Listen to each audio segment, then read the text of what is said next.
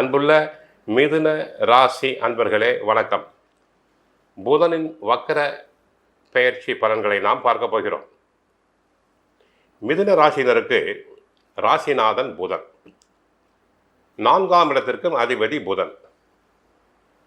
இந்த நேரத்தில் புதன் வக்கரம் ஆகும்போது கிரக நிலைகள் மிதுன ராசினருக்கு 2இல் குரு வக்கரமாக இருக்கிறார், 3இல் கேது, 4இல் சுக்கிரன், 5இல் சூரியன் புதன். சூரியன் நீச்சமடைந்திருக்கிறார். 6ஆம் இடத்தில் செவ்வாய், 7இல் சந்திரன், 9இல் ராகு, 10இல் சனி பகவான் வக்கரம் அடைந்திருக்கிறார். புதன் தற்சமயம் அவர் பலம் இழந்து இருப்பதால் இம்மாதம் முழுவதும் பாடுபட்டு படிக்க வேண்டியிருக்கும். மாணவர்களுக்கு படிப்பில் கவனம் செல்லாது கவனம் சிதறலாம். அடிக்கடி உடல் ஆரோக்கிய குறைவு உண்டாகும். சகவாச தோஷம் ஏற்படும். மன உளைச்சல் ஏற்படும். மாணவர்களுக்கு கெட்ட சகவாசம் உண்டாவதால் படிப்பில் கவனம் செல்லாது பெற்றோர்களுக்கு பிள்ளைகளால் தொந்தரவுகள் உண்டாகும். வியாபாரத்தில் முதலீடு செய்பவர்கள் கவனமாக இருக்க வேண்டும்.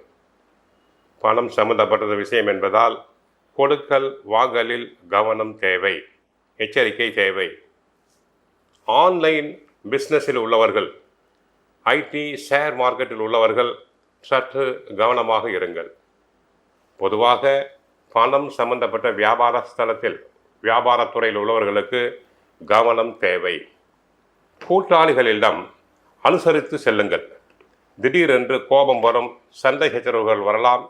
ஆகவே சற்று கவனமாக பொறுமையாக இருங்கள். மன உளைச்சல் ஏற்படும். தங்களை தாங்களே குழப்பிக் கொள்வீர்கள். வியாபாரத்தில் எதிர்பார்த்த லாபம் கிடைக்காது. ராசிநாதன் வக்கரம் அடைந்திருப்பதால் எதிர்பார்த்த லாபம் கிடைப்பது கடினம். ஐடி துறையில் உள்ளவர்களுக்கு சிலருக்கு வேலை வாய்ப்பு இழக்கலாம். இல்லாவிட்டால் ஐடி துறையில் வேலை செய்பவர்களுக்கு சம்பளம் குறைவாக கிடைக்கலாம். ஆக தற்சமயம் புதன் வக்கரம் அடைவதால் மிதுன ராசினருக்கு சற்று நன்மைகள் குறைகிறது. இந்த நேரத்தில் குரு சாதகம், 2ஆம் இடத்துக்கு குரு சென்றுள்ளார், ஓரளவு பரவாயில்லை.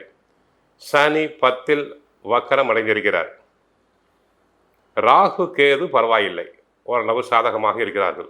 ஆகவே கோவிலுக்கு சென்றால் புதன் பகவானை வழிபடுங்கள், மகாவிஷ்ணுவை வழிபடுங்கள்.